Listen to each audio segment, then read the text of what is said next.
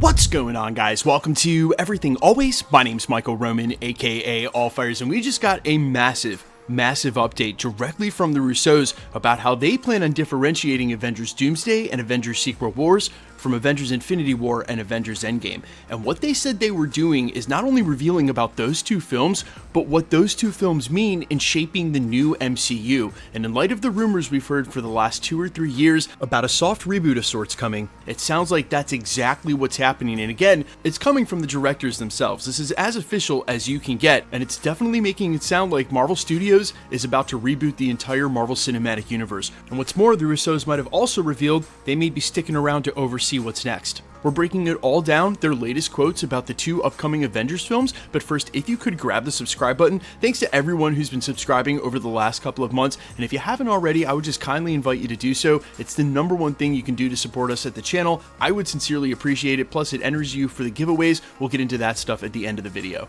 Okay, so one of the many quotes coming out of the Russos over the past 2 weeks as they're on the press junket promoting Electric State, but everybody's just asking about Avengers Doomsday and Avengers Secret Wars, came up when they were explaining not only why they came back, but how this movie is very different than an Infinity War or Avengers Endgame. And this is what they said, quote, "What's compelling about these 2 new Avengers movies is that they're a beginning. It's a new beginning. We told an ending story, now we're going to tell a beginning story." Now, the thing you'll notice about this 2-sentence quote is that he said the word beginning 3 separate times. They were not mixing words. They knew exactly what they were saying about these films. And of course, in the wake of any Secret Wars saga, be it from the 80s or 2015, you would assume some sort of restoring of the multiverse, the way they did in the comics, and when that comes together, it could look a little different than the 616 looks right now. But for context's sake, and assuming that Marvel Studios removing Kang from the storyline doesn't mean that they're throwing out all of the lore that they built up during the Multiverse saga, time is described as a circle, and while Loki of course has now broken that loom that forced that circle and created a world tree out of the timelines, in the nature of a circle, where things end is where they begin. They're basically the same exact thing, and that's what the Russos might be implying about this, but more likely the case, they're talking about what happens after the film is done, because they're basically creating this new MCU in what we might call the second firmament of the MCU. Firmaments are how you refer to the Marvel Comics universe resetting their multiverse in what's been 8 incarnations at this point.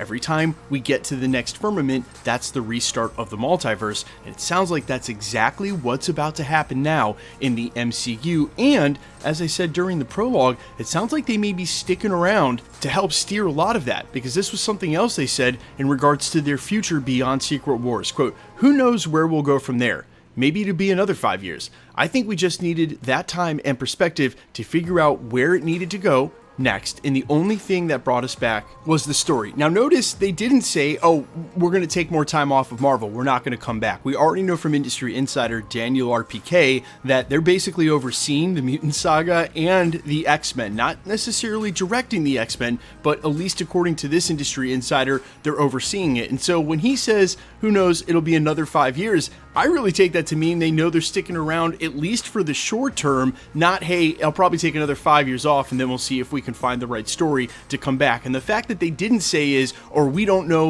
what our future looks like, we'll decide down the road, that tells me they do know exactly what the future looks like, and they are sticking around past Avengers Secret Wars to help steer the beginning of the next saga, which honestly is for the best, because really, no matter how diehard a fan you are, you can't deny that the beginning of the Multiverse saga was a complete mess. And the fact that A, they lost Chadwick Boseman, the fact that B, we had a major pandemic, these things didn't help.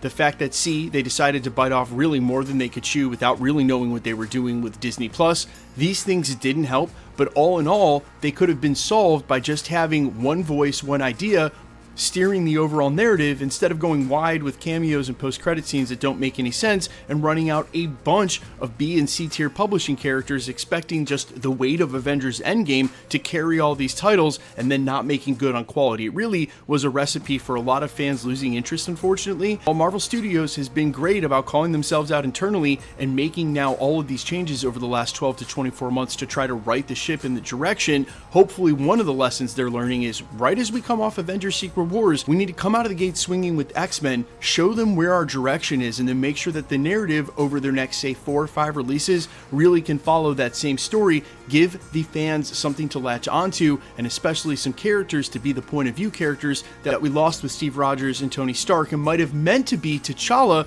but unfortunately, again, with Chadwick Boseman's passing, rest in peace, they didn't have Black Panther to lean on as that forerunner character or the quarterback, so to speak, and they really could have done that with a number of characters, including Shang-Chi. He just needed to show up 2 or 3 times throughout all of these projects to be, again, that point of view character that we can keep resonating with as he's seeing all these events go down.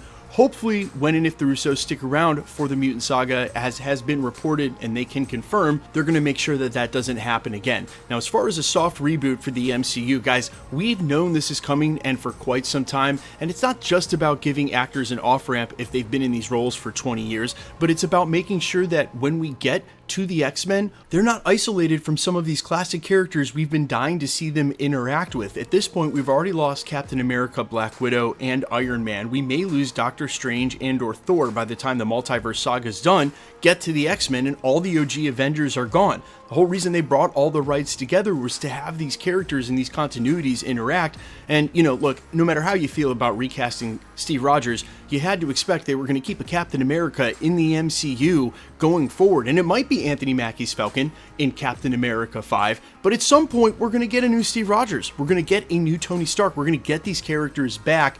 And this is their opportunity to do it with a soft reboot where you get a lot of characters returning, like the Fantastic Four that will have only shown up a handful of times by the time we get to Secret Wars, some of these new characters that came in during Phase 4 and Phase 5, like Shang-Chi, but then also you get some of the OG characters back, new actors playing them, and it's all just because it's a new firmament for the MCU, and it does all the heavy lifting to explain all of the backstories of where these characters were and how they all came together in a new continuity, which I assume they will still call the 616, or as Aman Vellani would insist, the 199999. You guys let me know all your thoughts down below and who you want to see recast in some of these new roles. Quickly, we are still giving away PlayStations at the channel. Super simple, just be a sub, leave a comment on this video, and because it's truly random, the more videos you comment on, the better chance you have of winning. All winners will be announced at the end of videos, the same way we're doing here. The best way to keep up with the content has always been to hit the notification bell with all notifications turned on, and as always, if you like today's video, I'd appreciate it if you'd hit the like button. My name is Michael Roman. You can find me in a couple of places, Instagram and Twitter at I'mFires.